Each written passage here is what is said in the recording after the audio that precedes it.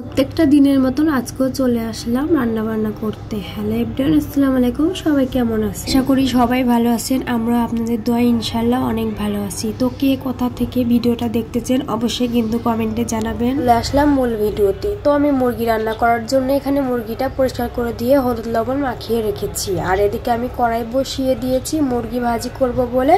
আর একদিকে আমি করলা ভাজি করব বলে আরেক চুলাইতে আমি কড়াই বসিয়ে দিয়েছি। তো এখানে আমি করলা ভাজিগুলো দিয়ে দিচ্ছি। আর এর ভিতরে হালকা লবণ দিয়ে ঢাকনা দিয়ে ঢেকে দিব, আস্তে আস্তে সিদ্ধ হবে।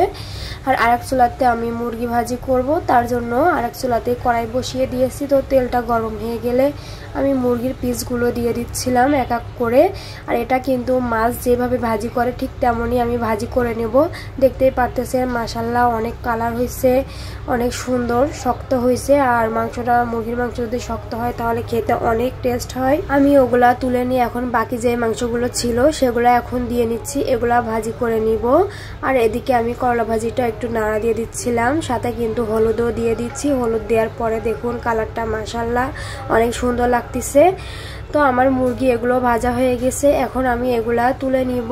দেখতে পাচ্ছেন মুরগি ভাজার পর কিন্তু মাশাআল্লাহ কালারটা অনেক সুন্দর হয়েছে। আমি সেম ভাবে আলুগুলো ভাজি করে নিব, তাহলে কালারটা সুন্দর হবে আর আলুটা কিন্তু খেতে অনেক টেস্ট লাগবে।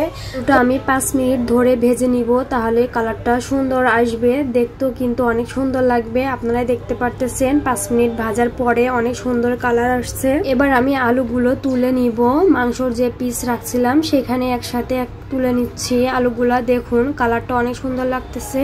এবার আমি মুরগিটা রান্না করার জন্য এখানে তেল দিয়ে পেঁয়াজ কুচি আর কাঁচামরিচ দিয়ে দিচ্ছিলাম। এটা আমি একটু বাদামি কালার মতন ভাজি করে নিব। পেঁয়াজের পরিমাণ একটু মুরগিতে বেশি দিতে হয়, তাহলে অনেক টেস্ট হয়।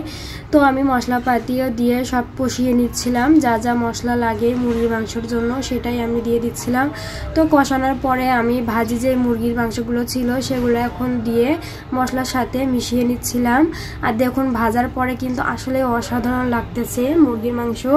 আর কালার সুন্দর হলে কিন্তু খেতেও মন চায়। তো মশলা আমি সবগুলো মুরগির মাংস মিশিয়ে নিচ্ছিলাম। আর এদিকে আমার করলা ভাজি হয়ে গেছে, একটা বাটিতে আমি নামিয়ে নিয়েছি। আর এই যে মুরগিটা আমার কষানো হয়ে যাচ্ছে। এখানে আমি ঝোলটা শুকানো পর্যন্ত মুরগির মাংসটা একটু ভালো করে কষিয়ে নিব। তো আমার ঝোলটা কিন্তু দেখতে পাচ্ছেন প্রায় শুকিয়ে গেছে। এবার আমি এর ভিতরে ঝোলের পানি অ্যাড করে দিব। ঝোলের পানি অ্যাড করে দেওয়ার পর আমি 5 মিনিট জাল করে নিব। আমি পানির পরিমাণটা অল্পই দিয়েছি, যেহেতু সব কিছুই সিদ্ধ হয়ে গেছে। তো আজকের ভিডিওটা এই পর্যন্ত। সবাই ভালো থাকবেন। আর আপনাদের কাছে ভিডিওটা কেমন লাগছে অবশ্যই কিন্তু কমেন্টে জানাবেন। সবাই ভালো থাকবেন। আল্লাহ হাফেজ।